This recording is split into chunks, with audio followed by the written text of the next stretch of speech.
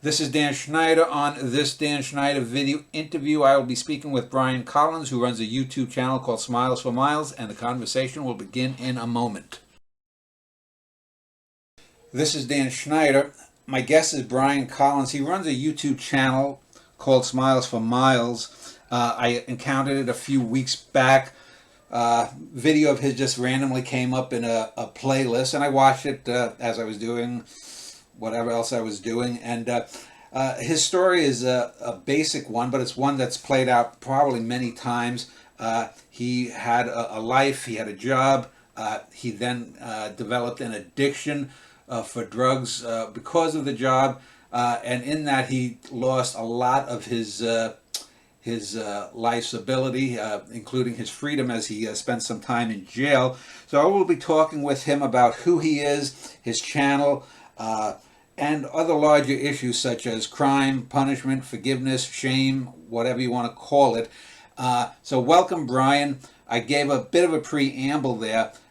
So if I could just ask you a little bit about yourself, if you could give a 2 or 3 minute sort of summary of how you got addicted, how you were incarcerated and are now coming out of that, and anything else you feel relevant to our conversation. All right. Yeah, great. I just want to thank you, Dan, for having me. First of all, I really appreciate you having me on. So yeah, my story is wrapped a lot around drug addiction. My addiction didn't necessarily come from my job. I was a little bit addicted before that, but you are correct in saying that the job did escalate my addiction.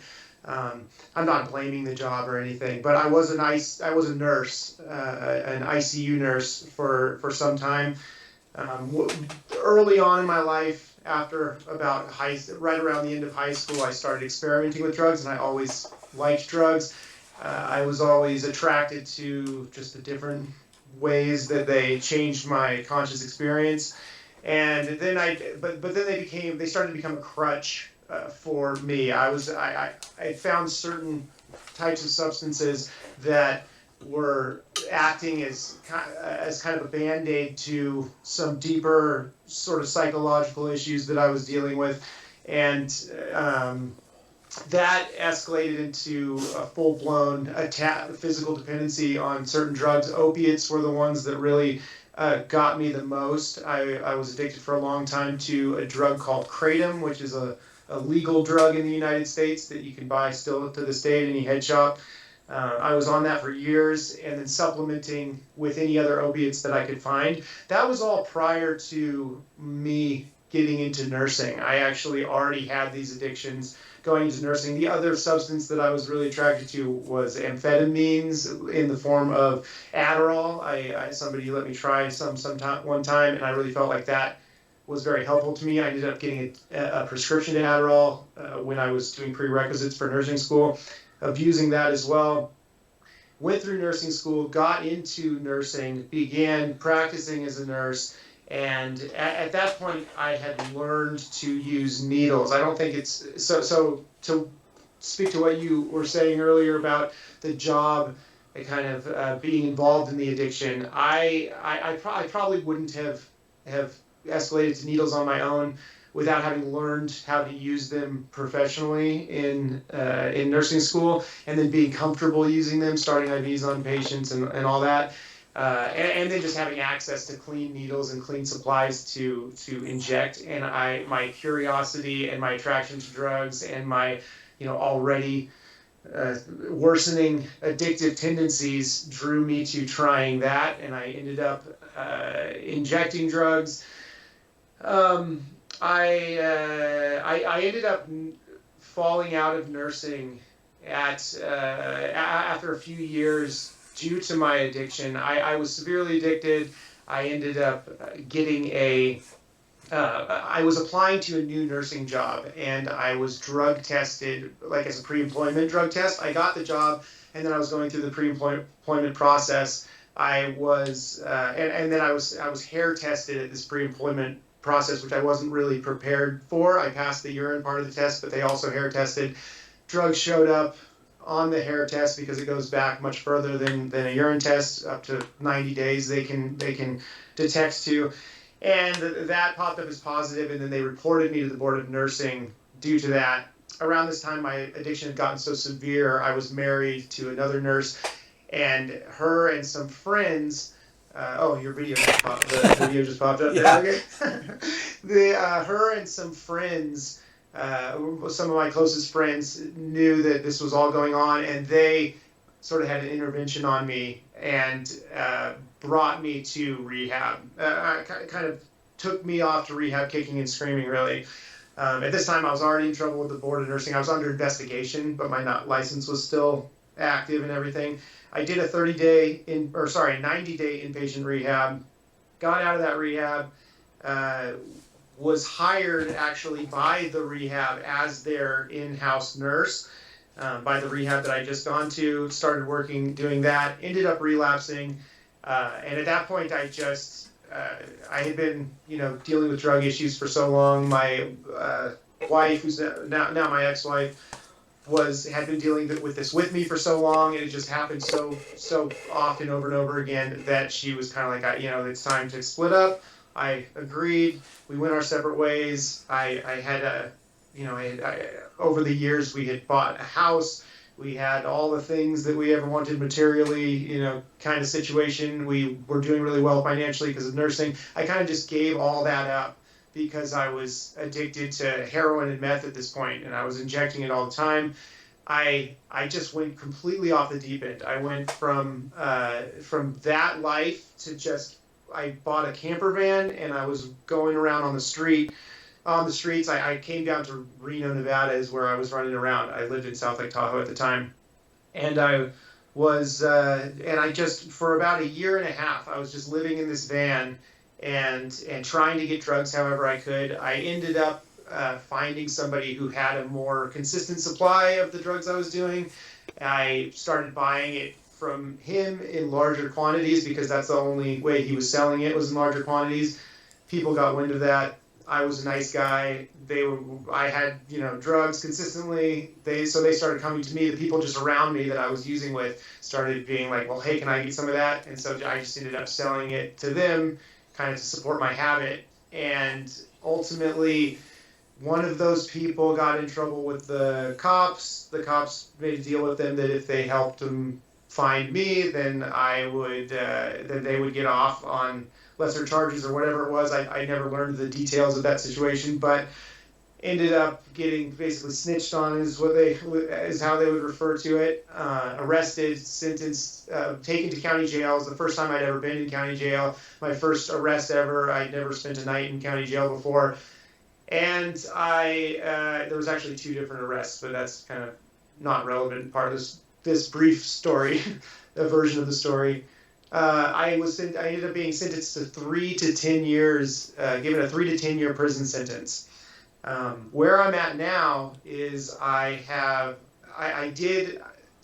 it was a B felony. So the first 3 years of that was, I couldn't get any time off that. I had to be incarcerated for 3 years, and then the 10-year tail, which I'm still in now, was a period where I can get time off the back of that. So I ended up doing a whole year behind the walls in either county jail or prison.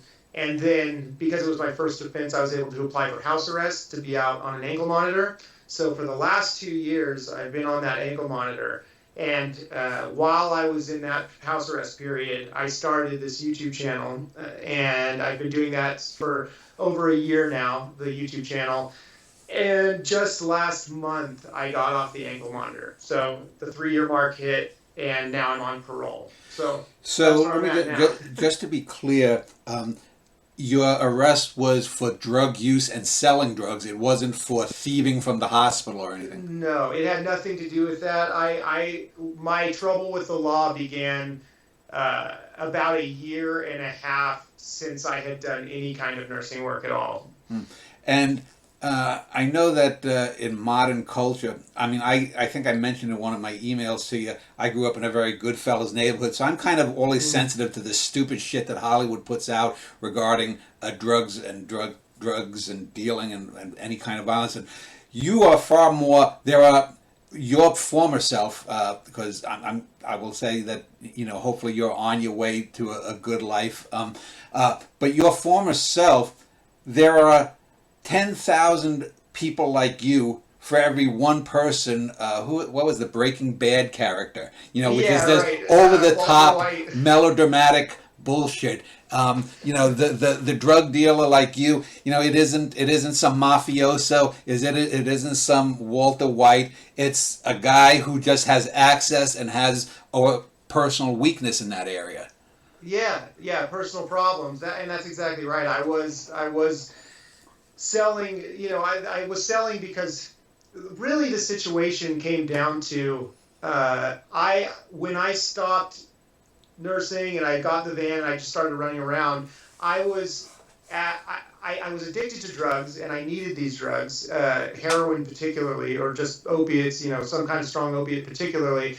And when you're in that situation and the drug that you need is illegal, you're at the mercy of whoever you can find to get these drugs from. And whoever you can find is the people I was getting drugs from were, it was very inconsistent. It was very expensive. It was very, you never knew what you were going to get. There was no consistency with the quality, which is very dangerous, especially when you're using IV drugs. So I was just in a situation where I was running around trying to get drugs and often getting ripped off, often getting just taken advantage of.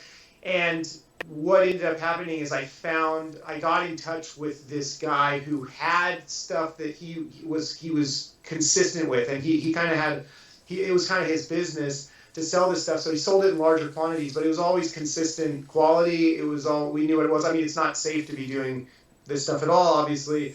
And you can't really know what the quality is because it's not like you're getting a regulated product Yeah. from a drugstore or Yeah, whatever. the So FDA isn't sanctioning heroin. yeah, exactly. So it's always, always risky. But this was much less of a risk to me than just finding it from any random person on the street corner. And I took advantage of that situation. I kind of realized, okay, if I can just get, he wasn't selling little bags to everybody. He was selling ounces at a time only. And I realized if I could just kind of put it down, put a little chunk of money towards this larger amount, it would kind of solve a lot of the risks that I was taking and the ways I was getting ripped off. It was going to eliminate that. And so I got that and realized obviously I wasn't going to be able to continue to afford to just buy that without selling it. But all the people that I was running around with, he was in another town, and all the people that I was running around using with were also having the same problems that I was having as far as finding drugs, getting ripped off, all that stuff. And all of a sudden, they found when I had this larger amount now, they're like, "Can I get some of that?" Because it's it was good. It was good stuff, and so. And they knew what it was. We knew it wasn't super cut with anything, so anything dangerous, cut with some chemicals or whatever it is.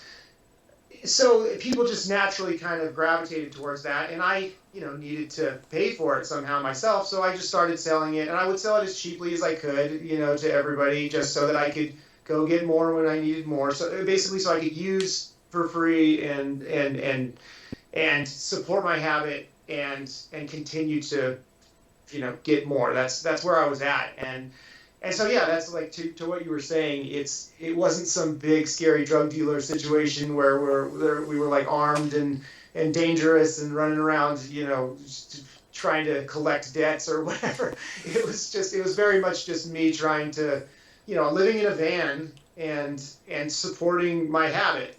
And people around me were also using that supply that I was getting. I was charging them as little as I could for it. Basically, I wasn't making really any money. So let's sort of go back in time here and look at your life that led you up to this. Can I ask you how old you are? I am a couple weeks from 38. Okay, so you're over 20 years younger than me. I'm 59, so you would have been born in the mid 80s. Your first memories, solid, would have come in the early 90s. Yes. So just to put it in a cultural context here. So where did you grow up, and what type of a family did you have? I grew up in South Lake Tahoe, California. It's kind of on the border of Nevada and California. It was middle class, I'd say kind of lower middle-ish class family. It was a good family. I had two parents, that were attentive and interested in me, my sister and I's well-being. They were busy, always both working, but somehow always managed to have time. I rarely remember getting babysat. So they were attentive, good parents that wanted the best for us. And and it was a good childhood growing up in Lake Tahoe. I had a lot of outdoor time, kind of raised in the forest. There were meadows and forests everywhere. So lots of outdoors, lots of outdoor activities, snowboarding, mountain bike riding, things like that were all part of my growing up experience. Backpacking in the mountains is something I got into doing around that area when I was getting a little older. Yeah, it was a good childhood. I mean, there were issues, there were problems at times, there were hiccups in the road. It wasn't always, there were financial issues at times in the family.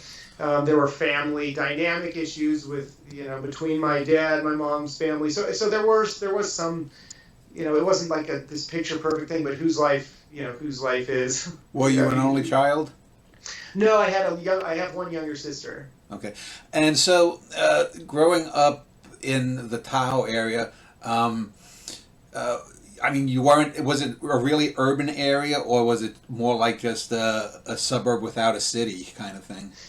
It's a small city, kind of a small town feel. It is South Lake Tahoe is the biggest biggest city around Lake Tahoe, but it was very much a small town feel. Not like a super tiny town, but definitely not like, it didn't feel like living in like a suburb or anything. It's kind of a vacation resort town, and so it's kind of a transient community. Lots of people that are just seasonal workers for the ski resorts, or in the summer for activities on the lake, stuff like that. So do you know your family history? Was your mother or father addicted, or was your grandfather an alcoholic, or that kind of thing? I didn't. I do have some addiction in my family. My parents were not addicts. I do on both sides of the family. There is some addiction in the family. I have uncles that have dealt with addiction, cousins that have dealt with serious addiction, but nothing that was immediately in. I didn't grow up with addiction kind of in my face as a kid or anything like that. So you mentioned alcohol as being stronger than a lot of other things we associate as bad drugs. Were you an alcoholic as a teenager? Were you out there on Saturday night just getting plastered every weekend? I gravitated to drug use, and when I say drug use, I kind of include alcohol in that term pretty regularly. When I was in high school, I didn't really do any drugs or anything until late senior year of high school. That's when I really started experimenting with alcohol and marijuana mostly. And I was attracted to just the experience of being intoxicated pretty quickly.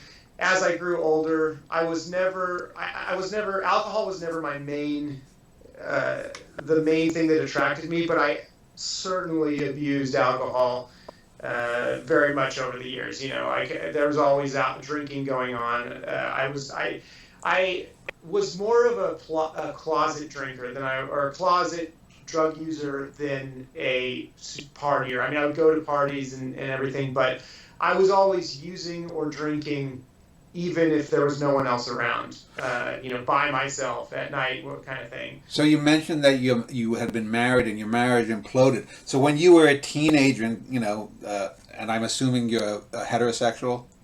Yes. So you're going out with girls. Were you known as Mr. Party Guy, or as you said, was this something that maybe only one or two girlfriends might have known that? Did it break up any other prior relationships before your marriage? No, it hadn't. And I wasn't. I was kind of around at certain parties and stuff, but I wasn't like. I don't know if I was known as. Maybe I was known as Mr. Party Guy. I don't know.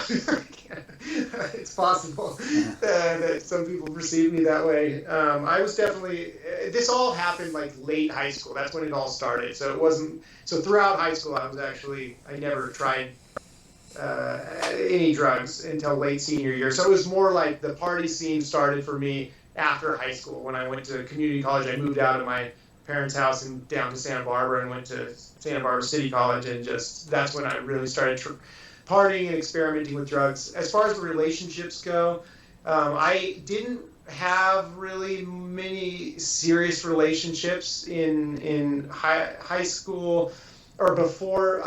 So the person I was married to was one of my high school girlfriends. We dated in high school probably for about a year and a half or something, and then split up and ended up getting back together later. And that was the person I was married to. And she was like my primary relationship in my, younger days in high school. That was kind of really the main relationship that I'd ever had. There was a couple other girlfriends, but it wasn't that serious of a thing.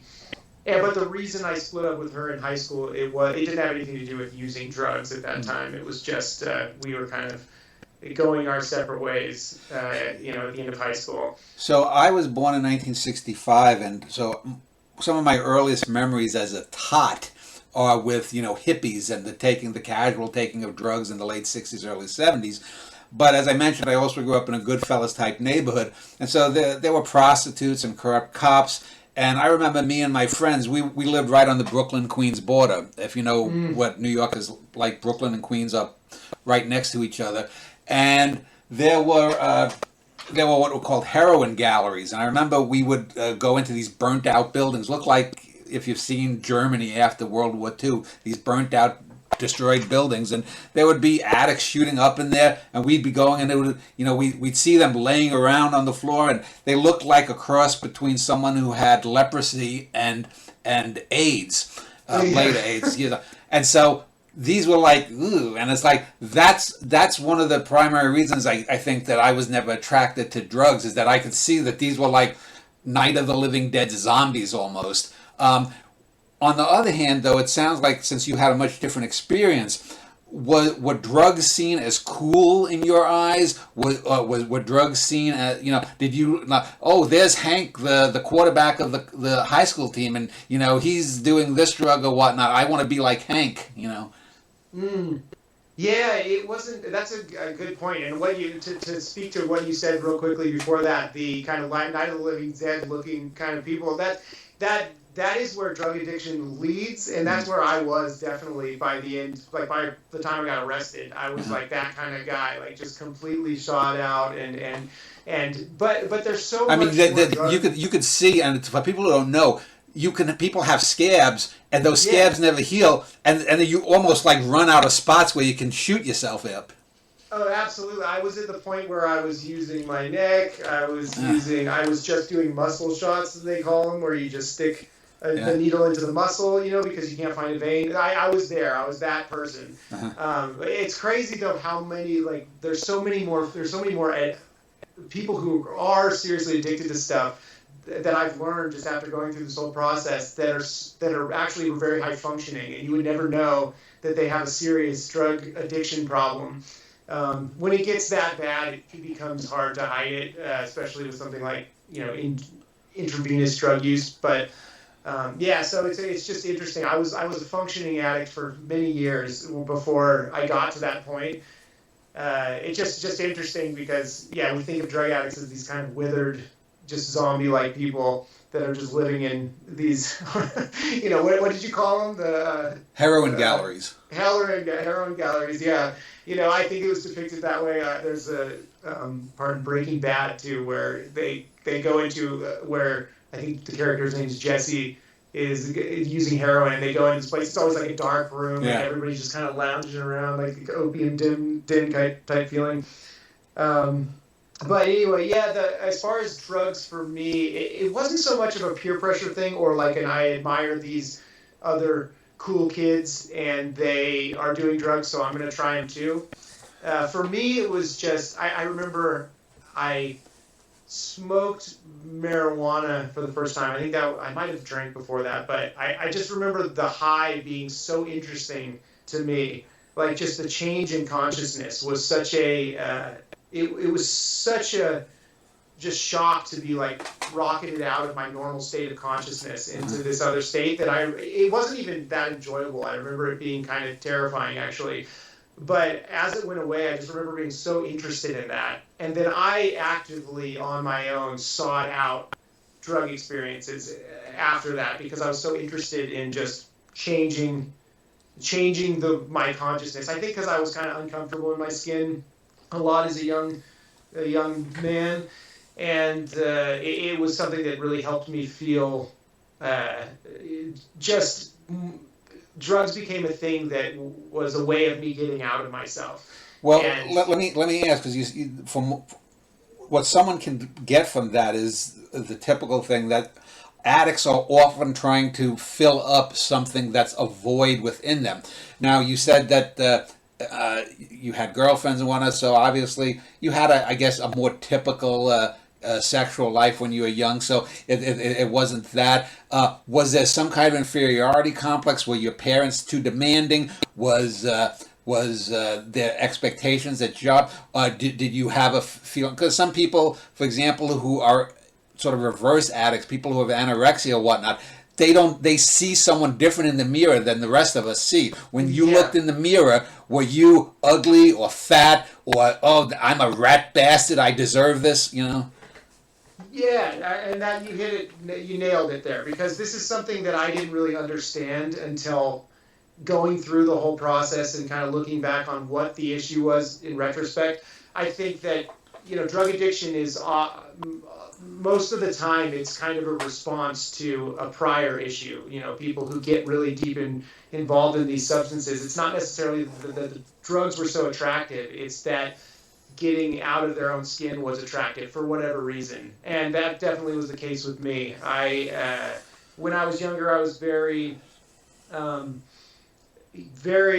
of insecure. I was very uncomfortable in my own skin. You could call it social anxiety, just very people-pleasing. I felt drained by people being around them. I mean, how tall are you? Were you too short, or were you too this? No, it came from, I'm like average height, but 5'10", I guess. Okay. But I know where it came from. It came from, and I don't blame my dad for this or anything, but he was just a guy who was trying to do his best to raise kids. But there were things that from my childhood, the way that my parents kind of treated with me or related to me, it was very important to them, to my dad particularly, that my sister and I were very perfect, well-behaved kids, that never caused any issues, and were always like he wanted us to leave any situation with everybody saying, "Oh, you have the best kids ever," right? Yeah. And so I had this it was kind of instilled in me that the most important thing in any social interaction is to make sure that everybody likes you and thinks you're perfectly well behaved. Mm-hmm. Another thing on top of that, my dad, he had ways, like sometimes he would always call, and even to this day he does it sometimes. I mean, he's kind of gotten a little better over the last couple of years because we brought it to his attention, but he had this way, he would always do things like call me and my sister fat all the time. Like, you just kind of like, you're not, you're getting fat, even though both my sister and I are not overweight in any way, like really significantly or anything. He was that kind of stuff, just kind of. Well, let me just ask you this too regarding your father, because I saw the video you did with your father. Is your mother still alive? Are your parents together? Was it a happy marriage? So it was not a happy marriage. They stayed together sort of painstakingly until my sister and I were both out of the house after high school. They made it a point to stay together, even though they knew kind of it was going to end. So they had issues with each other, and their families had issues with each other. And so there was a lot of tension around that growing up. It was very, there were arguments and just disagreements a lot. They did pretty good about trying to keep that like out of our faces as kids, but it wasn't always successful. So Yeah, and they divorced pretty quickly after my sister left the house. I think it was like a kind of a long time coming. I think they were just sort of waiting for that to happen. So, yeah, there were definitely relational tensions in the family. Brian, I'd like to just digress for a moment and just tell you a little brief snippet. I have a friend of mine who died a couple of years ago. I am a writer and an artist, and so is he. He was 10 years older than me, and he was an addict. He was a drug addict. He was an alcoholic. He was a schizophrenic, and his life went in the gutter when in his early 20s he was in a car accident caused by his drunkenness, and he had a traumatic brain injury.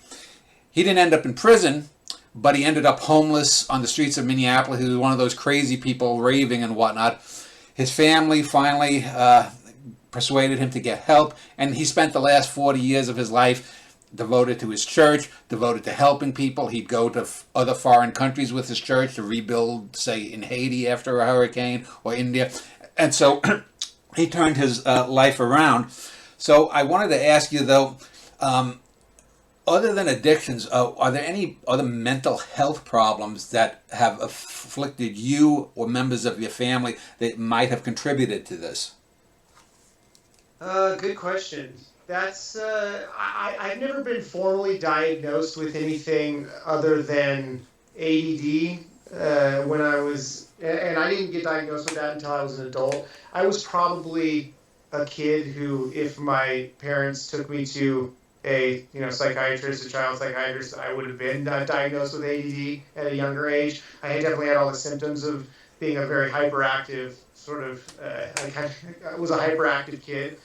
That in combination with my parents' desire for me to be such a well-behaved kid was probably caused a lot of tension in me. I don't have any other formal, and I know that there's been times, just to kind of finish that out, that I've been at. There's things that I've looked back on and recognized them as like serious depression and issues like that, but I haven't been. The only formal diagnosis I've ever had, but because I didn't really seek out a diagnosis for anything else besides this, was the ADD diagnosis. I mean, I know I had issues with attention deficit when I was growing up. It was hard for me to do well in school, that kind of stuff. But I was never medicated as a kid, and ended up I ended up getting that diagnosis because I was seeking specifically an Adderall prescription when I was going to college for nursing, and that wasn't until quite a few years after high school. So, yeah, and as far as the rest of my family, I mean, there's been mental health issues in my family, I think, but many of them were undiagnosed. There are some family members that I think have struggled with some serious issues that I think it just wasn't the culture of our family to seek medical professional help and get professional diagnoses, but I think that there are some people who would have done very well to seek that out here in my family.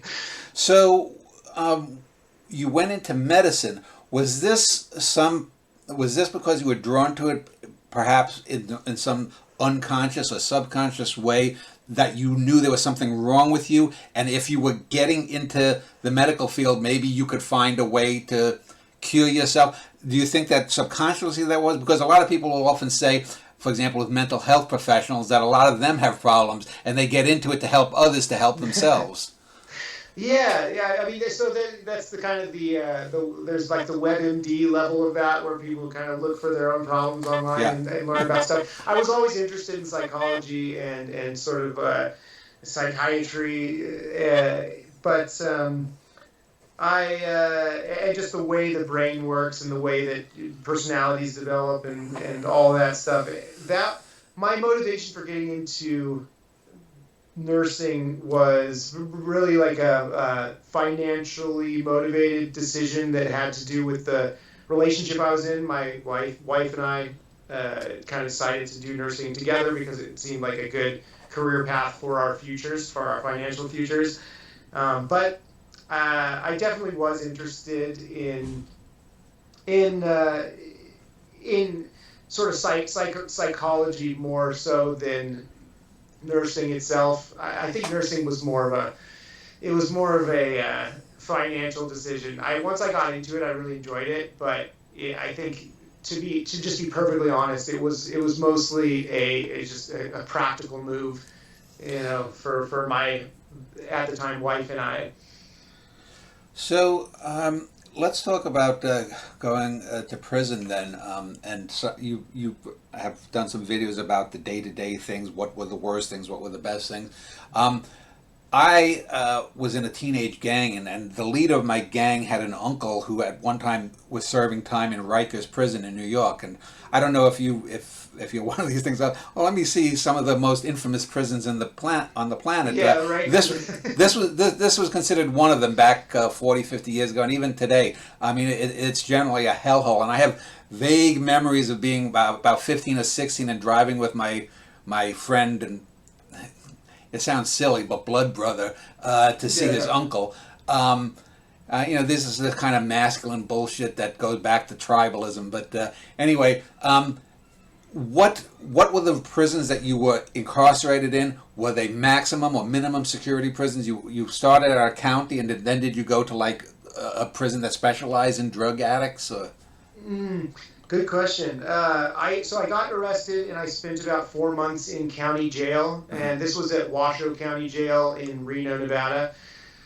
I think what I learned after having gone through this whole process and talking to a lot of the other inmates is that the Nevada prisons are they're not as hardcore as some of the California prisons, or maybe like Rikers or something that you're referring to, but it's so county jail was pretty much kind of a lockdown situation where I was just in a cell with other people. But at that point, at the county jail level, you're sort of in the mix with any kind of other, nobody's been sorted out yet, so you're kind of in with any kind of criminal. So I had, cellmates who were hardcore gangbangers, heads of gangs, people who had done time for murder, stuff like that.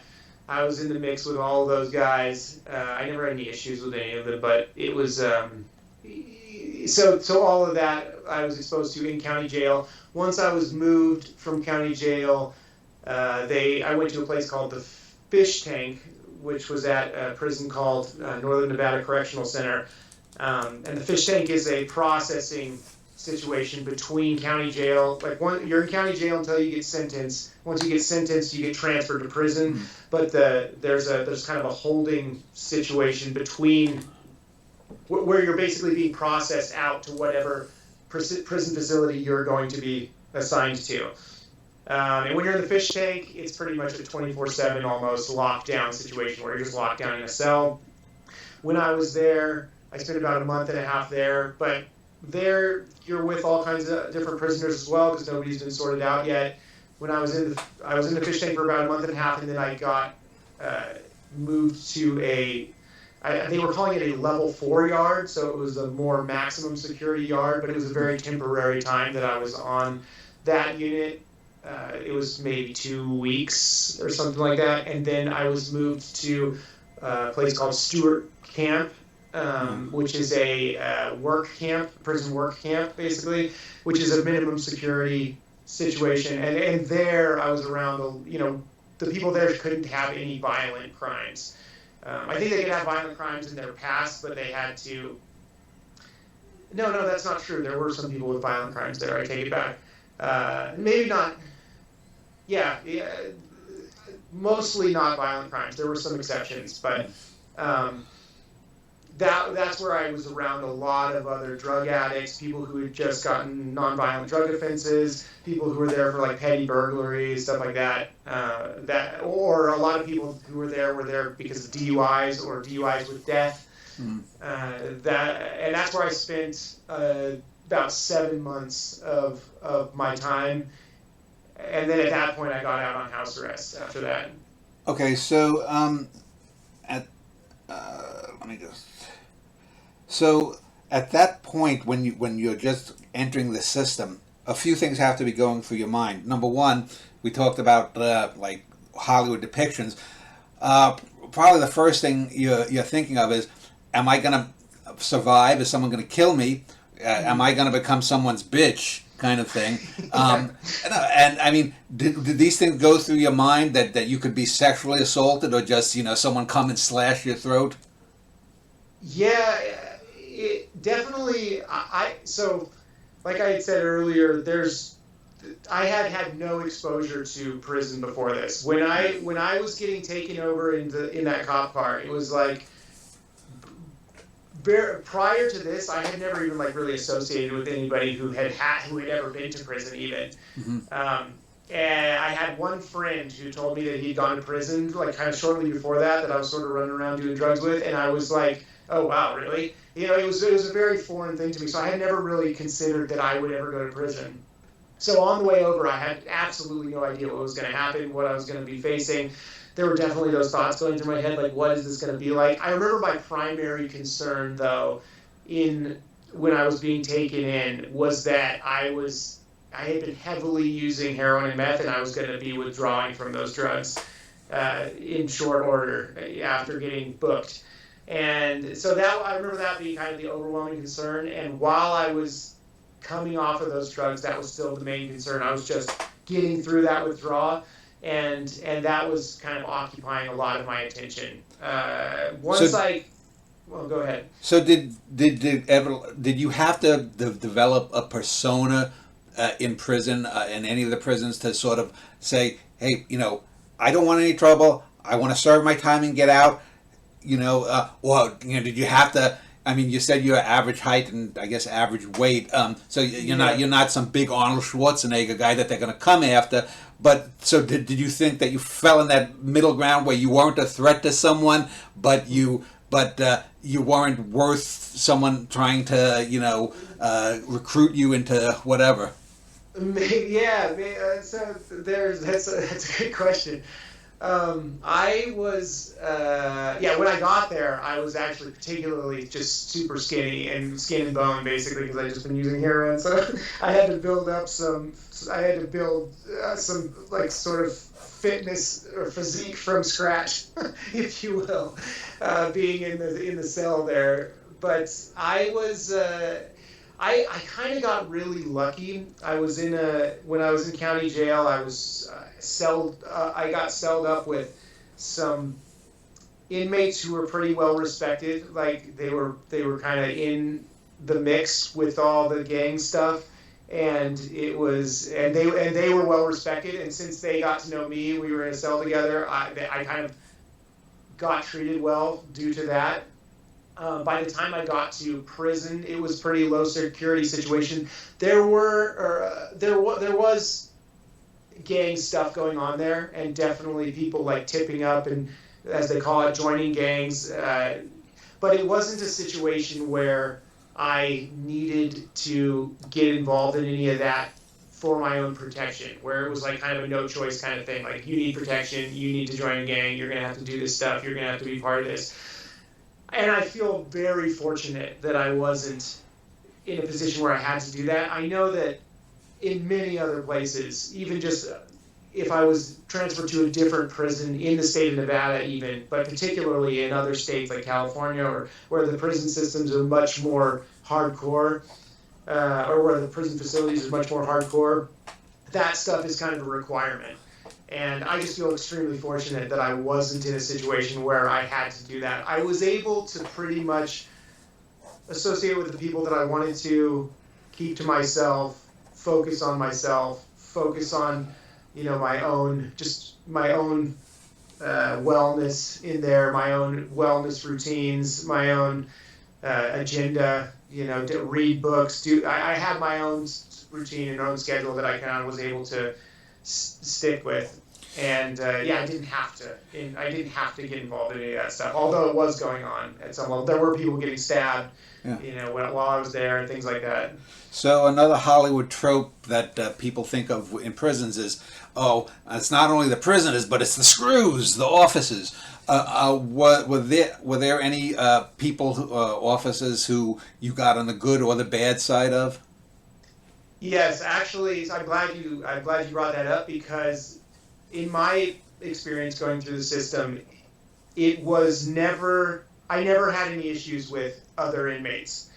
The the prison staff though were some of them were pretty terrible, and they would verbally abuse you unprovoked. They would try to mess with you. I had times where I was skipped on meals and they knew it and they just didn't want to do anything about it. I had times where I would have visits with family that were just ignored because the officer just didn't want to, he's just sitting up at the front desk reading or whatever, doing whatever, not clearly not busy, but just not interested in letting me out to go to a visit. Yeah. I was thrown up against the walls, just completely unprovoked, threatened, screamed at, sometimes prison staff, obviously need to respond to situations when inmates are being unruly. I totally understand that. But all of the things that I'm referring to here were just kind of unprovoked, them being in a position where they felt like they could just treat you like shit, basically. So yeah, that was made pretty much exclusively. It was prison staff that did any of that stuff. So did you also have a fear of that if you got on their bad side, or if you had gotten involved in gangs, that you might spiral into a situation where you have a 3-year sentence that suddenly becomes 35 years? Right, where you get new charges inside. Yeah, that's I actually knew some people in there that had happened to. You can definitely mess around and get involved in the wrong things. If again, it was in my situation, it was pretty low key relative to what it could have been, as far as just the minimum security situation and being in Nevada. It's so I didn't ever feel like that situation was something I was at risk of falling into personally. I have had situations though since I've been out on house arrest, particularly with certain parole officers, where it seems like they're just trying to find reasons to violate you, to find reasons to, and when I say violate, I mean like violate you on parole. Yeah. They'll find a reason to say you violated it. Yeah, that I violated, exactly. I misspoke. Thank you for correcting me. Yeah, exactly. So I've had situations like that where it seems pretty clear that they were kind of looking for a reason, even though I wasn't really doing anything wrong. And I've been reluctant to speak thoroughly about all that stuff for fear of retaliation. Wow. As far as like on YouTube, I actually had a video that I had posted a long time ago about a situation that I took down because I was worried that if my parole officer saw it, she might have a reason to retaliate. And they have all the power, really. They can.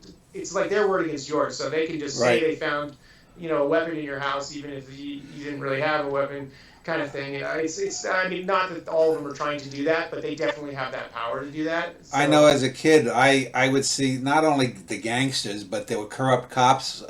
I saw corrupt cops cover up the murder of a Slavic waiter when I was 6. But again, this is now 50 plus years later, so it's lost to the sands of time. Right. But having worked years in corporate America, and also having been in the arts scene, which is very incestuous, you see people who do a lot of bad things. The unfortunate thing about the American justice system, and I want to talk about, let me just write this down, I want to talk about the American justice system and how your views have changed, but at the end, is that money talks. And money, if you have two people, you, an average middle-class guy, or if you were Justin Bieber, who did the exact same thing as you, let's say, Justin Bieber probably would not have been spending the time that you did in there. Money talks, and money buys the truth. It can twist the truth. But having said that, I wanted to also ask about another trope that people are aware of, and happens in real life, but is always portrayed in a lot of Hollywood movies, and that's the idea that someone goes to prison and they find religion. Now, sometimes it's shown cynically that they're just finding religion so that they can, get on parole or probation or something. On the other hand, there are some people who, if they're addicted to something, my brother-in-law, for example, spent time in, he was an addict too. My brother-in-law, this was 25, 30 years ago, and then when he married my sister, he's been clean as far as I know ever since. Good man, good husband, or whatnot. But he briefly turned to sort of a religious cult. And then when that fell through, he went back to drugs, and that's what sent him to jail. What was your religious life like growing up? And have you ever turned to, are you more religious or less religious now because of your time in jail, or what?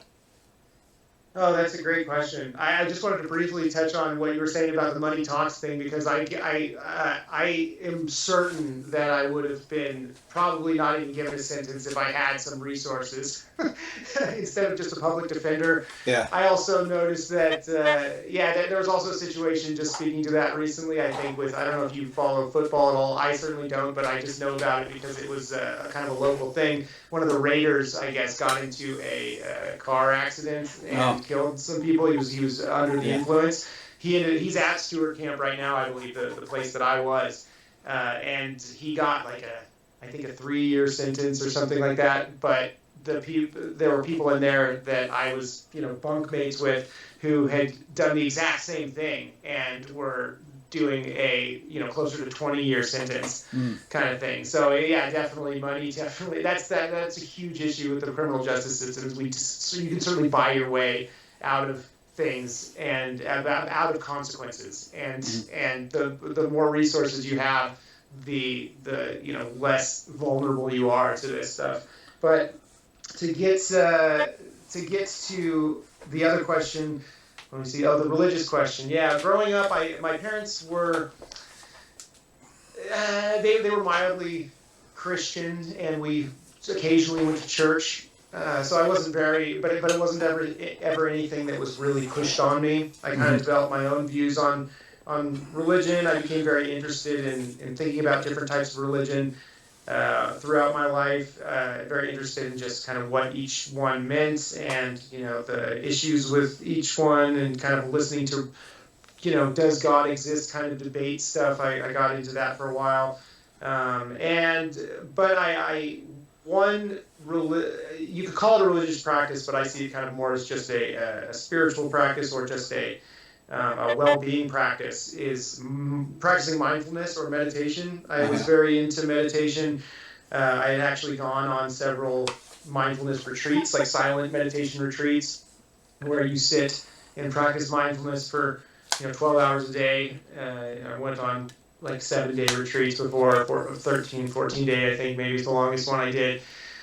And that, I think, prepared me very well for the prison situation, just kind of having that stuff rattling around in my head. I sort of understood it more than I had really put it into practice in my life.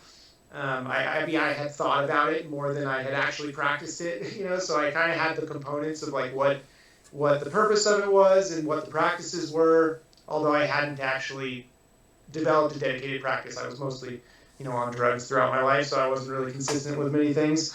But when I got to prison, that was one of the things that I think made the whole experience so tolerable to me, was that I already understood what mindfulness was, what it meant to me, and I actually started practicing it. So when I was stuck in a cell almost 24 hours a day sometimes, it was actually not a painful experience for me, because I could just use it as a way to practice meditation. I had done these meditation retreats in the past. So I got very much more into the mindfulness practice, not as a religious thing, but as just a mental awareness, a self-awareness practice, which is a completely different conversation that I don't want to get lost in. But I did see a lot of people in there who had there's these things called, like, I can't remember what they call it, jailhouse awakenings or something. Yeah. You see it all the time, where people are in there who just have these transformations, and it's always hard. Sometimes it's hard to tell. I think sometimes people are tricking themselves as much as they're trying to make it seem like they have had this religious awakening. But it's not only religion. another thing, another trope, if you will, of the jailhouse conversion is someone becomes politically active. They're in jail and they read Karl Marx, or they read Malcolm X, or they read, Yes. and especially with black prisoners, because I mean, in a certain way, the modern justice system is a manifestation of the same mentality that the plantation system had during slavery days. Yeah. Oh, But a lot absolutely. of people have come out and of prison, and they want to become. And I'll get to this later on as we're talking. But they want to help reform the drug system. They want to help reform this, that, or the other about society. They see that their experience was. They'll take responsibility for their experience, but they also see that there were things beyond themselves. Is What is your opinion on that? And is your YouTube channel your version of that? Maybe in a way, I think it is. There's a couple of things with that. Like when you're, the first thing to say about that is when you're locked up and all other life distractions are taken away. Yeah. I think it's really easy to get very seriously into something. Maybe it's the first experience that many people have had in their lives of that. If they haven't, been very focused before in their lives, maybe they found their way in prison. When all other distractions are taken away, it's incredible how passionate you can get about a certain topic. Like if you just have books on it or whatever, and that's the only thing there is to do, right? Is read and study and write notes, and you're just stuck in a cell. Other than that, I think that's maybe a lot of the reasons why people can get so passionate or excited or feel like they're having an awakening in that circumstance, because it is their mind has gotten so focused on something just as a way to cope with the fact that they're locked in a cell. And so you see that kind of stuff a lot. And I think in most cases that will burn out when people get out. They feel really motivated about that. But then when you get back out into the world, all the distractions come back, and it's really easy to get sucked back into whatever you were doing before, or just get distracted and kind of to lose that glow of passion that you get in a situation like that. To speak to my own experience, when I was in there, I did do a lot of reading, just kind of educating myself about the circumstance I was in, particularly got interested in the war on drugs and why it happened and what the consequences of it have been and how destructive it's been. Reading and then just reading about I read a lot about mindfulness, meditation, just a lot of different books about kind of, I don't want to call them like self-help books, but things that were just motivating and interesting to me. And early on when I was in there, I kind of decided, I think when I was still in county jail even, I had this thought of making a YouTube channel. And I think at first when I was in there, I haven't even actually thought about this until you just mentioned it, but I think this was the case. When I was in there and I was reading about, say the war on drugs, criminal justice system, whatever, I was thinking, I want to make a YouTube channel so that I can talk about this stuff and spread the word about this stuff and kind of like blow the lid off this stuff, which was a naive perspective of mine at the time, because obviously there's a million people who are involved in all that stuff and know exactly what's going on and all the issues and all the corruption and problems that is involved in all that. But the idea kind of transformed as I went through into, okay, I'm going to start a YouTube channel and just kind of talk about my own experience, my own life. I wanted to share what it was like. The motivation became, I wanted to share what it was like to have gone from being, not somebody who was like scraped off the street, who had come from, a really hard life as a kid, but just somebody who had a decent life, gotten addicted to drugs, even accomplished all these things and had all this material possession, had a career, had a wife, had a house, and still, even with all of those things that, ostensibly are what everybody's looking for to make them happy in this modern life, even with all that, just still being capable of being totally miserable and becoming a really problematic, hardcore drug addict to the point where it threatened my life, and I lost everything, and then wound up in prison and going through the prison system, and I wanted to just talk about what it was like to go from that to prison and then rebuild my life from scratch. And that's kind of where I come at my channel. It's like, okay, I'm starting at ground zero here. Like, I'm literally still, I just got done being incarcerated.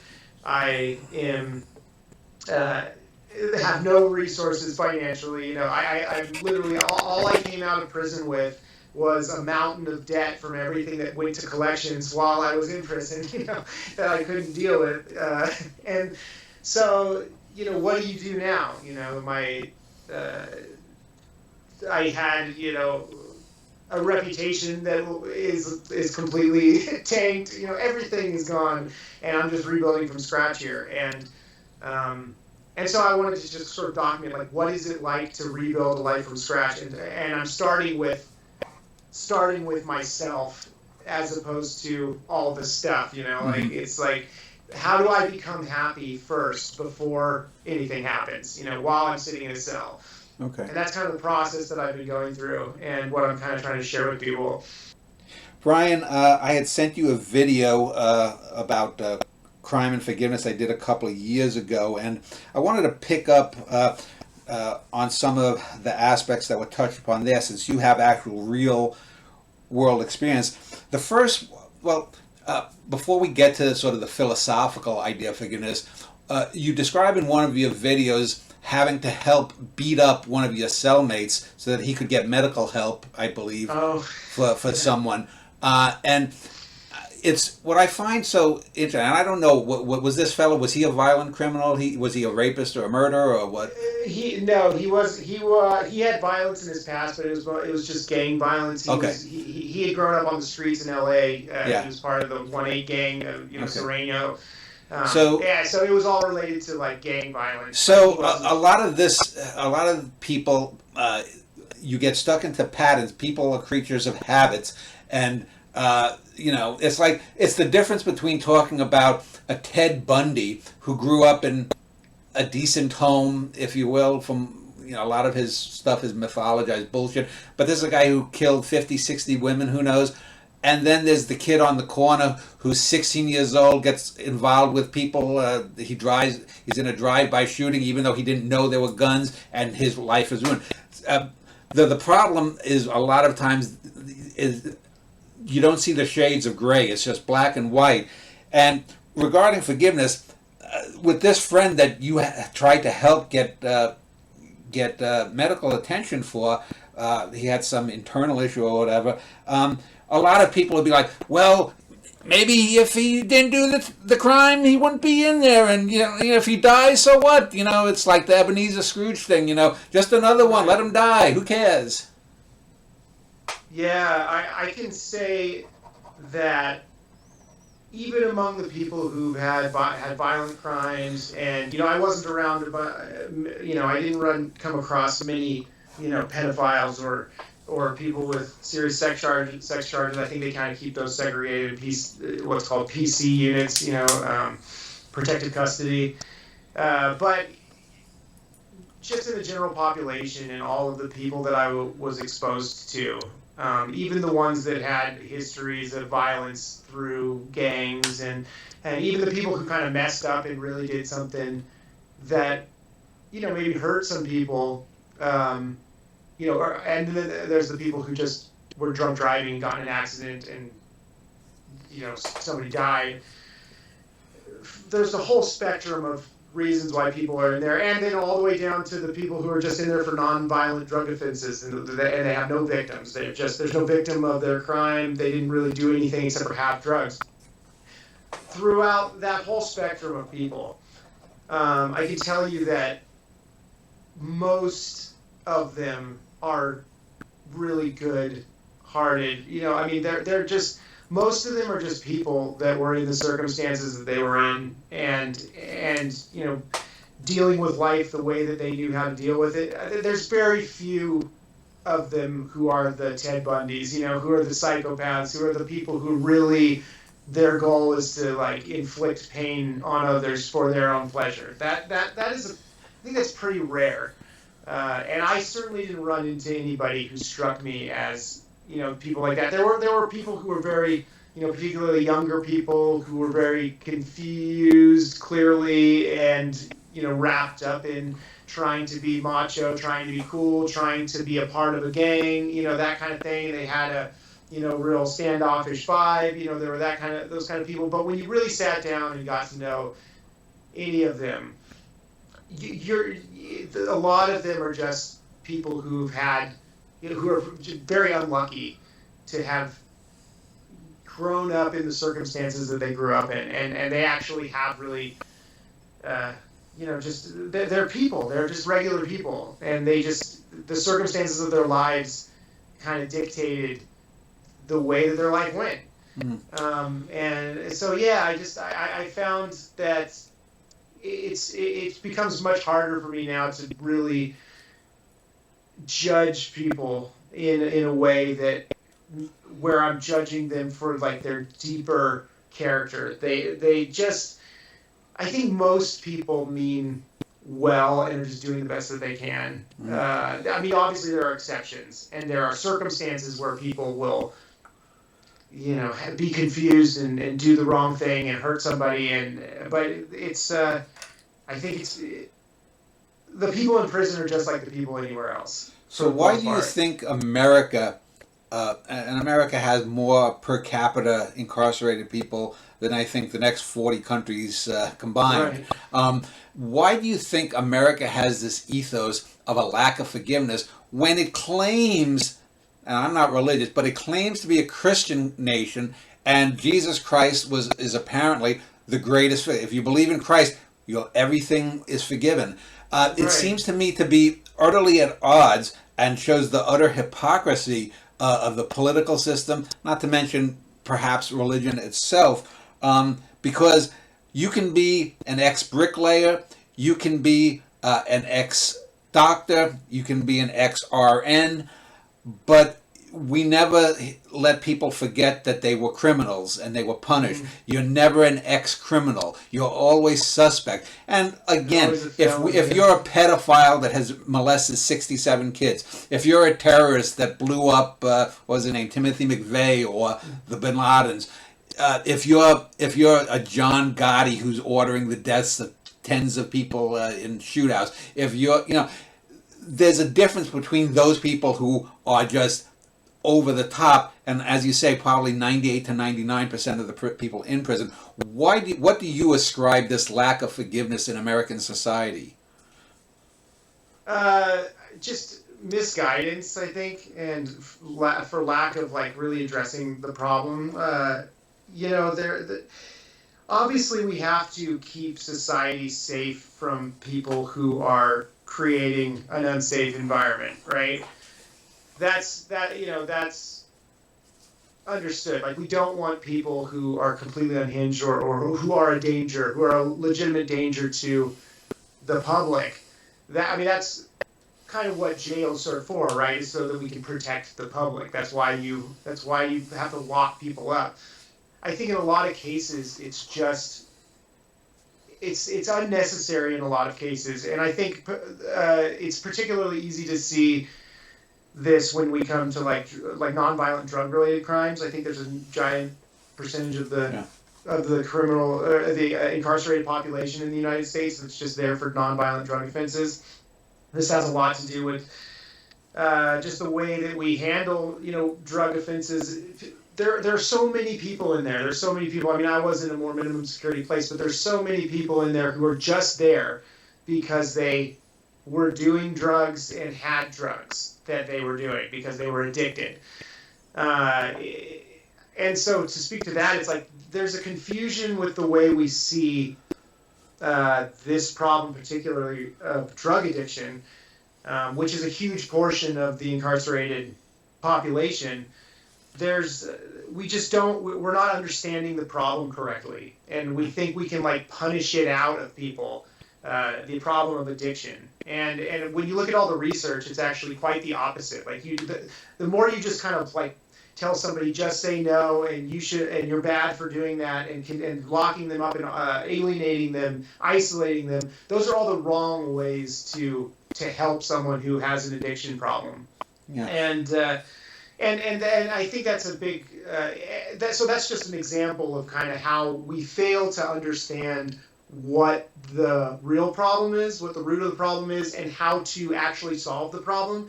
Because not, much of the time, when you're incarcerating somebody, that sentence is not going to help them rehabilitate. Yeah. It's only going to make it, it's only just going to, like, when I went to prison, I understand how to be a criminal way better now than I understood before. It's not a rehabilitation situation. It's not a correction situation. It's a retributive it's a retributive punishment situation. And that's not helpful. That's not helping people get back out there and get back into a healthy life. There's not enough resources. There's not enough of an understanding of what we're even doing. The prison industrial complex is just such a monster that's like moving, has so much momentum that it's so hard to pull the brakes on it, even in little ways, it seems like. There's a term that's gained traction in the last decade: toxic masculinity, machismo.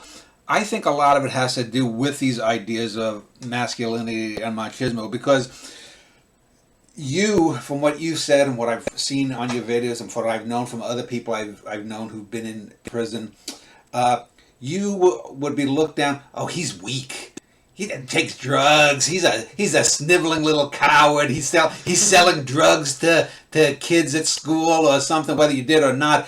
But a Carlos Escobar, famous drug cartel head, a Gotti, these are guys, they've got power. Oh, these are macho guys. They made money. They're looked at with the same kind of glee as a Donald Trump or an Elon Musk or whatnot. These are people who have made, yes, they may have done it, Scarface, the Al Pacino role, Godfather, Goodfellas, all of this mythologizing of strong men.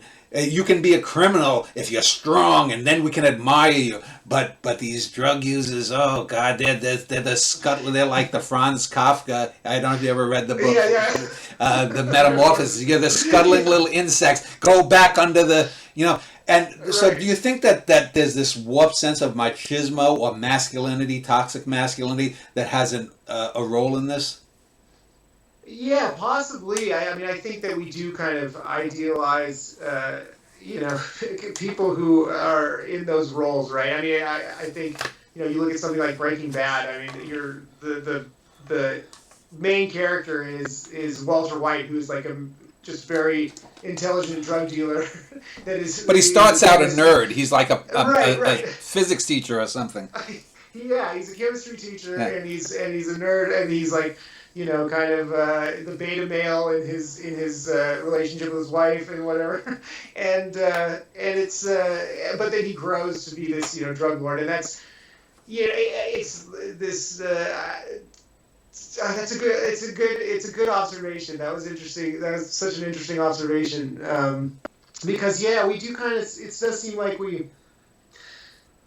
these people in positions of power, whether they are running a company or running a drug cartel, they're sort of these mythologized characters, and then you get down to the people who are kind of doing the same thing, but maybe like smaller bit. It's not a huge business, like like the difference between somebody running a local business and like Elon Musk.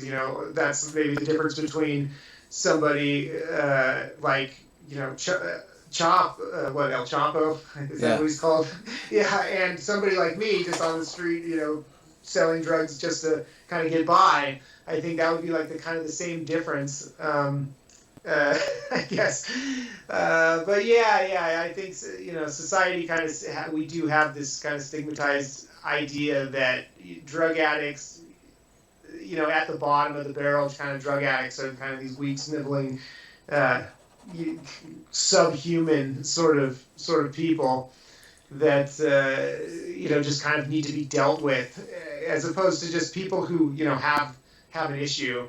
I guess I don't know. I suppose that I don't really know how to fit the toxic masculinity idea into that. I guess Yeah, I don't know. I'm not sure how to. I'm not sure how to fit that aspect into it. So I wanted to, before I get off into sort of the final things I want to talk to about the YouTube and you know your future. I do want to ask a couple of questions. Just being in prison, because so you were sentenced in what, 21 was it? You were caught. Yeah, I believe So so. this is September of this 21. isn't the height of the COVID epidemic. It's sort of once we was getting the shots, the vaccines, and so we were getting a handle on it. How did that play out in prison? Well, the prison is given the COVID vaccine right away, or was it like let him die? Oh man, that's funny. I haven't even thought about this since forever. Since and you just mentioned it, it brought it back to mind. Yeah, we did have when I was in county jail, we were told we were given these little cloth masks to put on. They Uh-huh. were just like it was basically like just cloth masks, and so they and those were made available basically just because not that the guards didn't take it seriously or anything. Nobody really there was no mandate as to whether we needed to what we needed to do with them, but they were kind of passed out just as a so that I think so that they could say that yeah maybe they were told you have to do this, and so it was just to kind of check a box, I think. But as far as the vaccine went, I remember they were there was a couple of times when I was in county jail where they came around from the infirmary and they were like, everybody's getting vaccinated. Um, I think you could refuse it. Yeah, I mean, obviously you could refuse it if you wanted to, but then you would have to be kept apart from the rest of the population or something. I don't remember exactly how they were doing Yeah. that, but they had I can't remember which vaccine it was, but they came around and they're like, okay, we're doing first doses of the vaccine, and then we're going to come back in 2 weeks and give you the Yeah. required booster dose. But they were very inconsistent about it. So I remember I got the first vaccine, and then they just never came around again with the Uh-huh. second one, with the booster. And then I after that I got moved to uh, another unit in the same jail, and they came around again and were like, okay, we're giving this vaccine. And I went down there and I was like, okay, I need the second one. But they had gotten a different vaccine, and they were like, we can't give you another shot. We don't have the booster anymore, but we can't give you another shot because you just recently took that other one. And so, uh, but then they just ended up coming back the next day and giving it to me anyway. Mm. So I got a first dose of one vaccine, and then I got another dose of another vaccine that was like a one-time vaccine.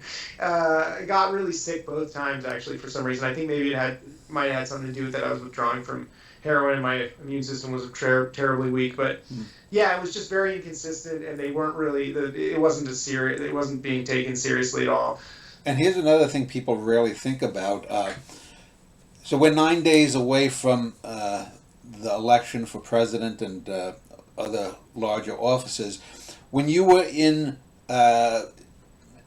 well, since you entered the rehabilitation system, supposedly, you were disenfranchised. Now that you are on probation, are you allowed to vote again? And will you be voting? Or uh, I don't think I am allowed. I think I might be after in probation? the future, Uh-huh. maybe. I'm on parole now, but I don't think that I have the. I think that I might be able to next would be no, yeah, I might be able to once I'm off of parole, but I'm not sure if I can right now. I kind of assumed no, Uh-huh. but I think that I would be able to vote as a felon, Uh-huh. but not while I'm still on parole.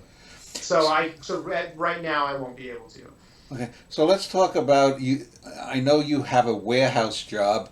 I've worked mostly blue collar jobs in my life. You recently, I think, in one, was it early in our conversation, or I was watching some of your videos earlier before we talked. you also now have a secondary job. Tell me about both of those jobs, just in brief. The warehouse job is one that I got right when I got out on house arrest. It was basically the first place that would call me back because I needed to start working. When you're on house arrest or parole, you are required to work at least 30 hours a week, clock in somewhere 30 hours a week in order to in order to not have to do more time on your sentence. Yeah.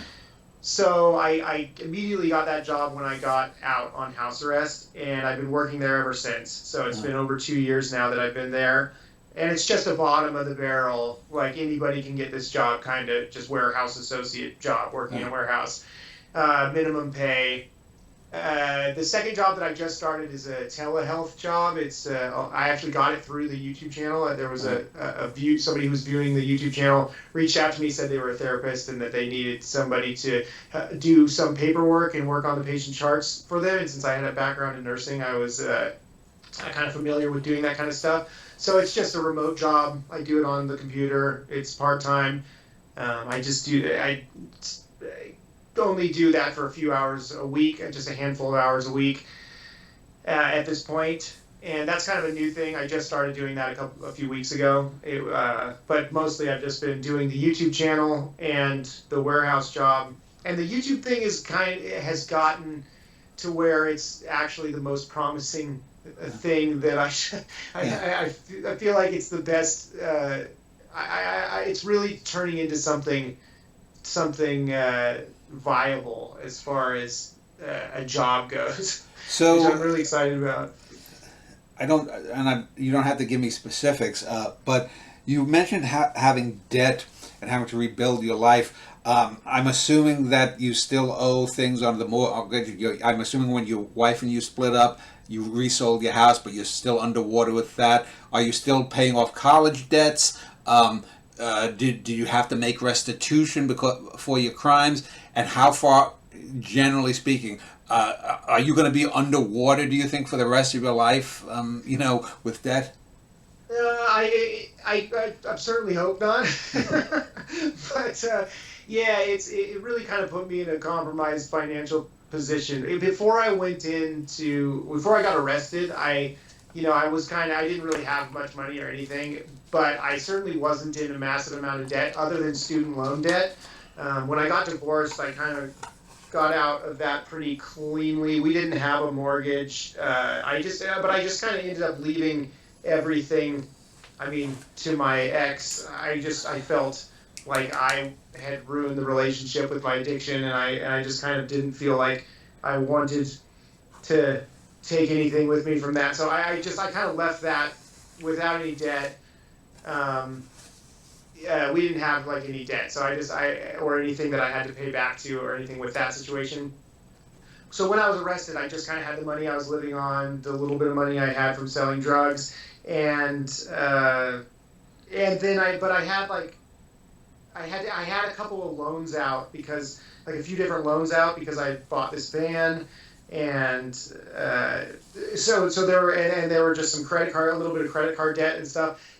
When I got arrested, all of that just blew up into, I got basically the late payments over and over and over again, and till it maxed out, and then went to collections. And then so when I got out, I had thousands of dollars in just debt from debt collectors calling me all the time. So have you had to file? Have you had to file for bankruptcy? I haven't. I've actually paid off most of that now, and I still have a few $1,000 one to pay off that I haven't gotten to yet. And then I also have student loan debt from when I went to nursing school, so about $30,000 of student loan debt on top of this other debt. But I've actually been actively working to pay for this. As far as restitution goes, I don't have any victims, so I don't have any restitution that I have to pay. There's no victims in my case. But one of the expenses that I have had to pay, there are court fees that I still have to pay back that they just told me about when I got out on parole. When they took off the ankle monitor, they're like, by the way, you have to pay for all the court fees. That basically, I had a public defender, I didn't, but they still have you pay for the court fees, several $100s, I think it is. But when I was on house arrest, they charged me about $300 a month just to have that ankle monitor on. So that was a chunk of my income. The cool thing about being on house arrest was that it sort of eliminated all of my choice to spend money on anything, because Yeah. I basically had to just be at work and at home and nowhere else. So you, so you So I said, was able to save and pay a lot of that stuff off. so you said, maybe I'm wrong. You said you're working a minimum wage job at the warehouse. You're getting some income from this fellow who saw some of your videos. Maybe you're making a little bit now on YouTube, and hopefully that'll increase. But so how do you afford? It looks like you're in a studio apartment. Yeah, How do you I'm afford that? Are you getting help from your father or your mother? no. I just when I got out, um, when I first got out on house arrest, I moved in with my sister and her fiance at the time, now her husband. And so I had to go to. That was the only way I was able to get out on house arrest, is because they were kind enough to let me stay at their house and put up with all of the restrictions that were imposed on the household because I was there on house arrest. Uh-huh. So but that was the only reason I was able to get out, is because of that. And they let me live there for free while I got this job and started saving some money. And so I was able to, that was the only way I was able to just get something in the bank account, so that I was able to then, the next step I made was I moved from their house to in with a coworker.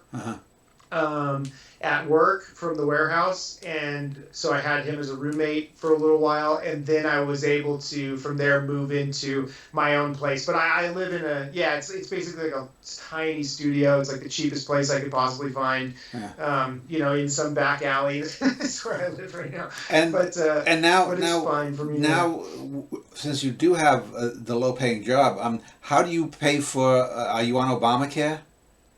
I do have. But that's my insurance. Yeah, my medical insurance. Yeah. And one of the reasons it's not that I'm trying to be personal, but just to educate people that watch this, that know, people have this. They don't have the idea of the full scope of how much your life changes. Yes, I go to jail, my life, but they don't understand the ramifications of being in debt. Of having, not even now that you're on parole, your life is far more limited than it was afterwards. Before rather. Yeah, absolutely. There's so many other things that come up, just as far as the like what the felony charge does when you're trying to apply for moving into a place or getting a job or whatever. You always have to put that. I'm a felon now, and report all that stuff. There's, you have to register as a felon whenever you move into a different city. I mean, there's every time I get, like the other night, I was riding my bike, because I don't even drive. I just ride a bike. That's another way I save money, is just by riding my bike everywhere. Instead of having a vehicle, I was riding my bike home, and I got pulled over on my bike by two cops. Were we talking a motorcycle or actual bicycle? No, a bicycle? Okay. I was riding a bicycle. I got pulled over by two cops, and they because I didn't have a reflector on my bike, and then they took my identification. As soon as they call it in and see that you're on parole, they immediately have the authority to completely pat me down. Like, it was like I was pulled over because I didn't have a reflector on my bike, and what that resulted in was me getting held up at the side of the road with my hands on behind my head, completely patted down, searched through my entire backpack while I sat on the side of the car. That kind of stuff is just, it's kind of dehumanizing a little bit, just because, even though I'm doing nothing wrong, not having a reflector on my bike or whatever. But so, there's those kinds of things. But the financial situation is tough, because before I went in, even though didn't have a lot of money in savings or anything, I was making all of my payments on those, loans that I was gonna pay them off. I mean, I never missed a payment, even in the state that I was in.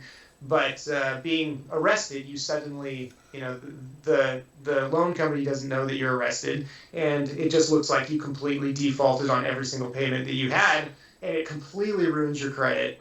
Everything goes to collections, and you wind up with a mountain of debt. It's part of the punitive system, is that even though you were not defrauding people on credit cards or whatnot, that's a burden that's put on you, and it's like, I'm not saying, I for example, I mean, I've known people who've done worse things than you've done, and by the luck of the draw, they never got caught, or if they did get caught, they had means and opportunity to evade or sidestep the stuff, and it's just very willy nilly. The only money and power are the only things that can make someone's experience in the justice system not palatable, but somewhat okay.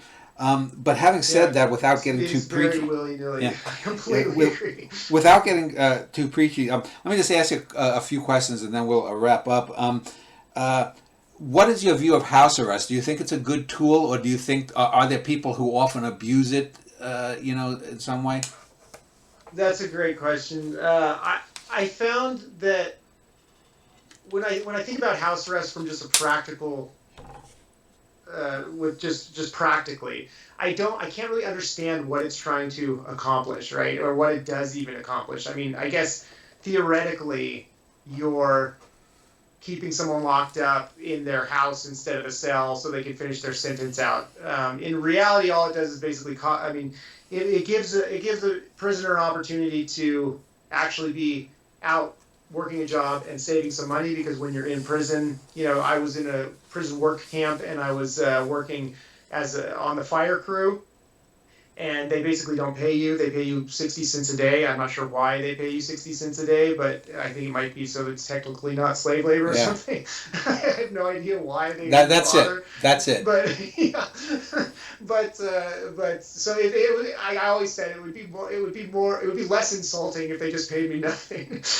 Well, yeah, I mean, it's funny because I mean, I vote independent. I'm not a Democrat or Republican, and unfortunately, although I can't stand Donald Trump, I'm not the biggest fan of Kamala Harris either, because if you look back in her record, and I'm just going off, this is just me, you might vote differently. No, I think we're in the same boat based on what you just said. Yeah, in California, she was known to have, as a state's attorney general, turned down some people's parole and whatnot because they needed to keep a certain number of people employed in this de facto slave labor. End of my preaching on that. What is your greatest fear going forward in life? Is it that you're going to relapse? I don't feel like I don't have that fear. I'm not carrying that fear around with me. I know that when I know that the possibility of relapsing is obviously very real. I know that it's something that I'm highly aware that can sneak up on you and just become your reality again all of a sudden.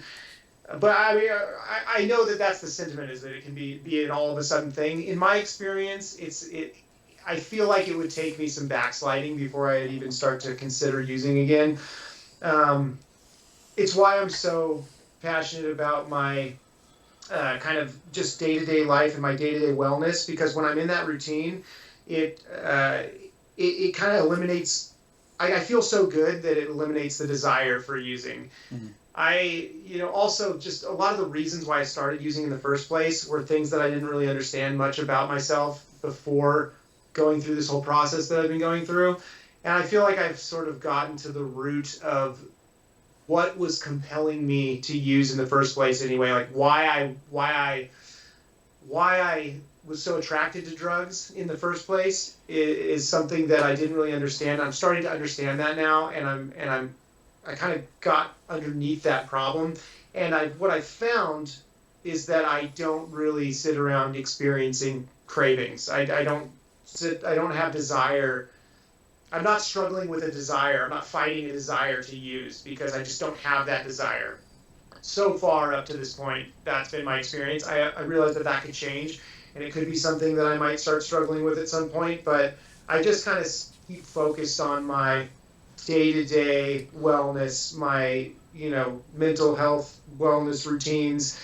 That's like the most important thing to me, and I find that when I just don't let that slip, then I don't really struggle with cravings or anything. I just don't think about using at all anymore. Other than just when I talk about it on my channel mostly. So are you, sort of just in day-to-day mode for the next few years, or do you think beyond? Let's say you say, well, maybe in 5 years I'll have my debt under control, and maybe the YouTube channel will take off, or maybe I'll be able to get a better paying job because of my experience, and maybe you'll find an employer that you will hire someone with a criminal record. Do you think of maybe I'll meet a new woman?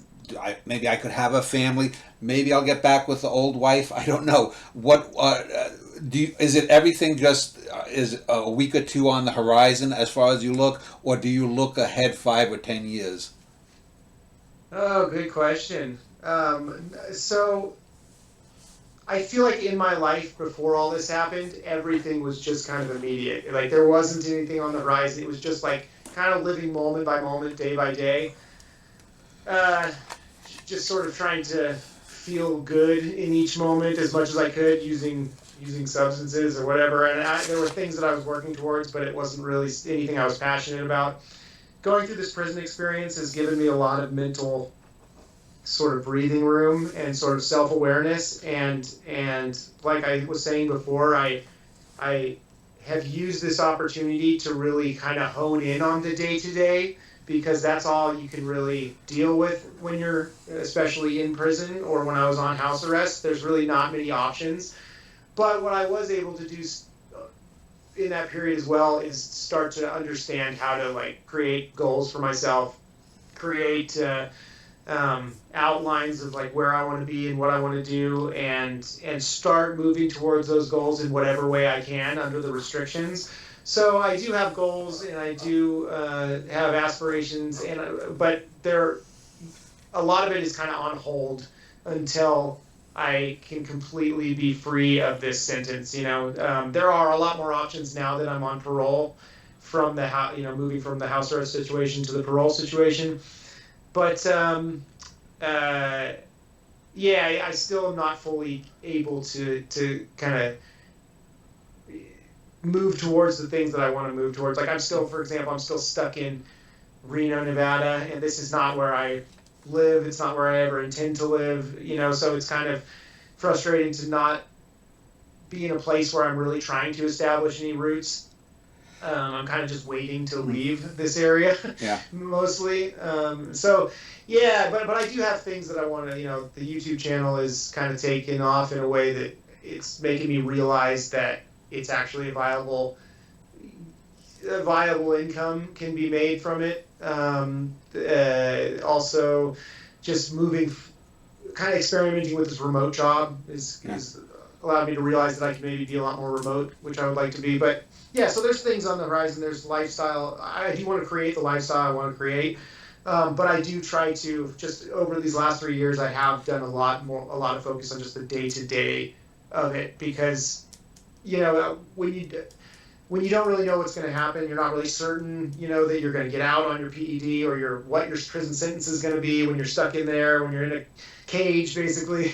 There's not really much else to do besides just focus on your moment-to-moment, day-to-day well-being. So, just a few more questions or observations. And I'm sorry I missed the I kind of missed the house arrest question as far as what if I thought it was helpful or not. But yeah, we can skip that one. Okay. So you were born in the mid '80s. Just to go back to that. In 1978, there was an Oscar-winning documentary called "Scared Straight," and in it had young kids who were in trouble, or now they would call them at-risk youth. Often, a lot of them doing drugs.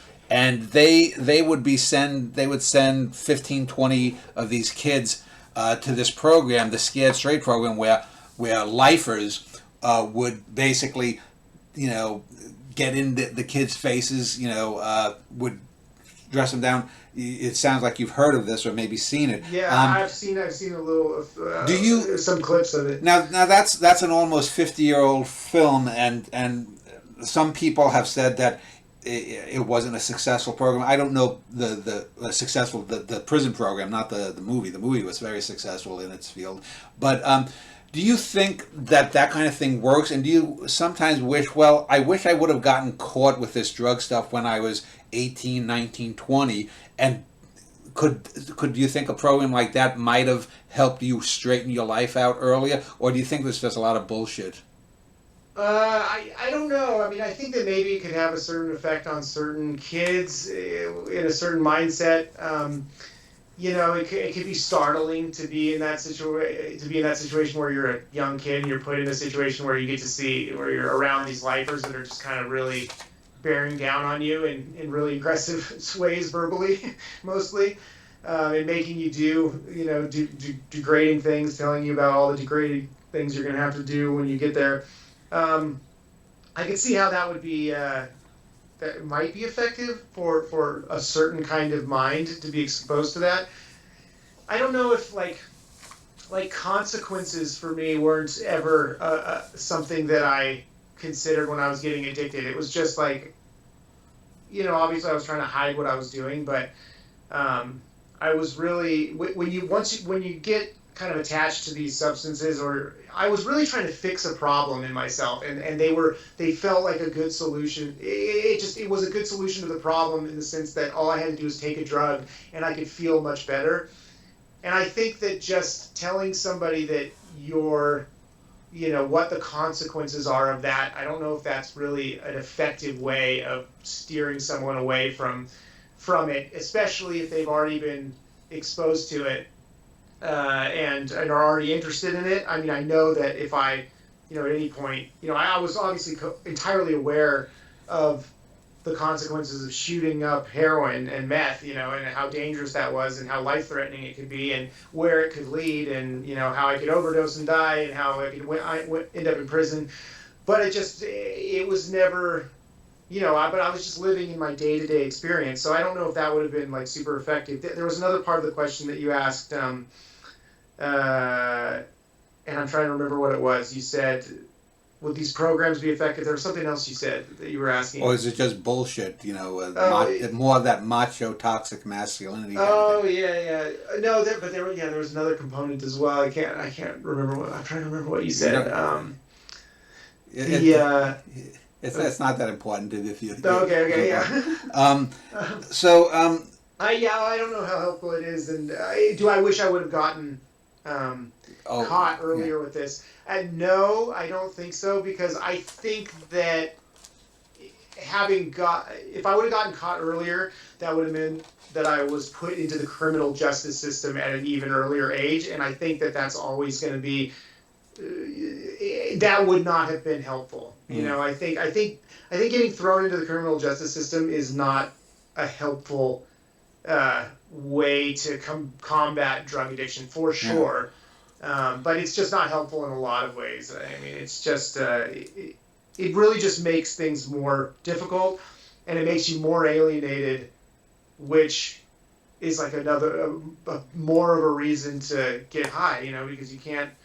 Because there's more bullshit to deal with, and that's one of the reasons you get high, is because you're trying to get away from the difficult things in life. So I saw one of your videos of the last few weeks, and you had been talking about your YouTube channel and not just wanting to do content for content's sake. And I know that that there's this desire, especially to get a little bit of success, like this my channel, I average 150, 200 views a year for most of the interviews I do.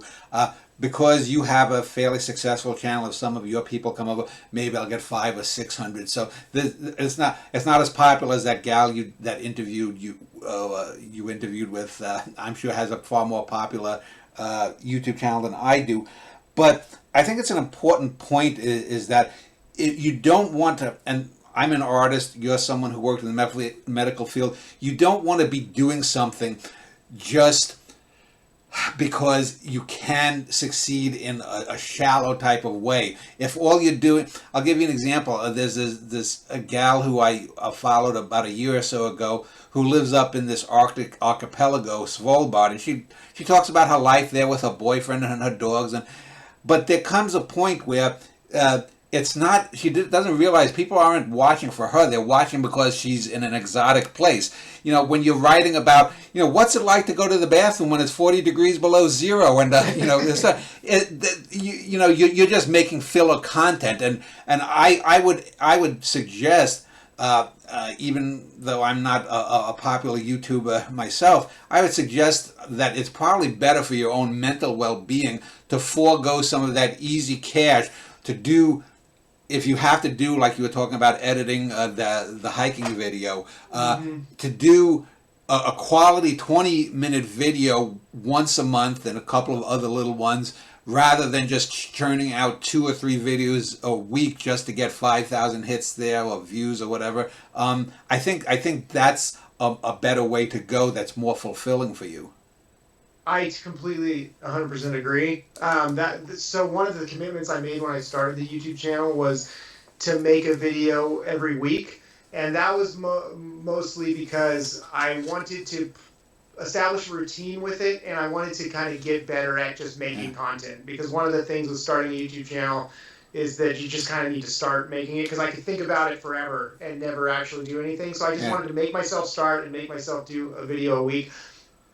Right around April, I think it was, I sort of broke that commitment with myself. I said, okay, I don't need to make a video a week anymore. I want to make content when there's something to say or something to, you know, important to do.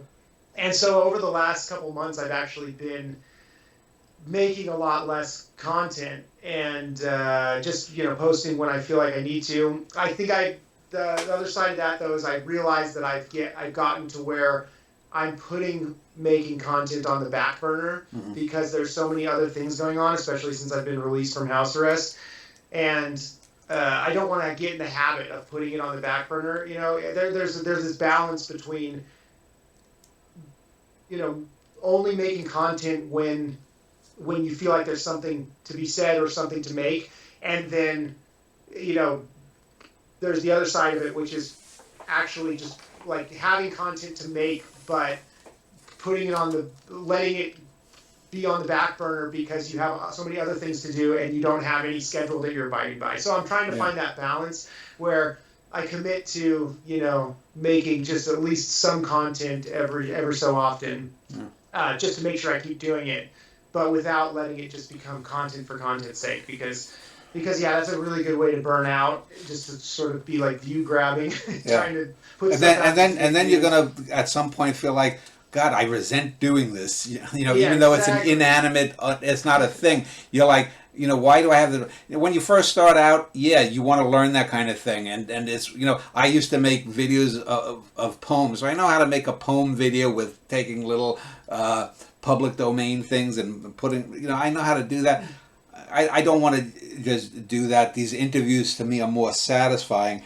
Now, before we end the show, let me just ask you. Just real quick, I recognize that guy. I used to play music professionally. Like I play guitar. I love playing guitar. Yeah.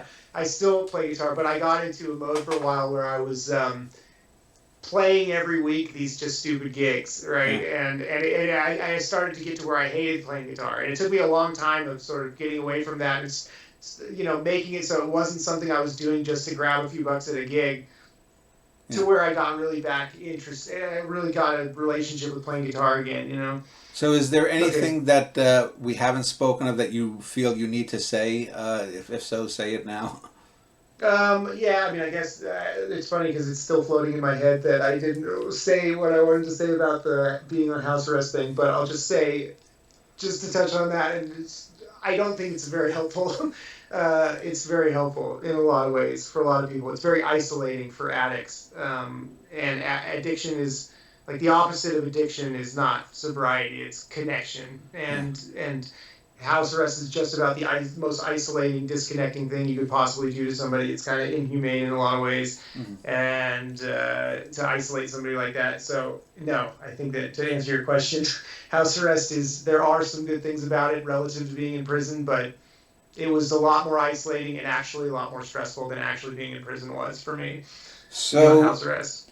So I want to thank you, Brian Collins, for spending now close to 2 hours talking about your website, your life, and the things that have gone wrong and hopefully going right in them. I will link to your channel, Smiles for Miles, on YouTube. Anyone who wants to find out more can watch your videos or contact you there, as I did.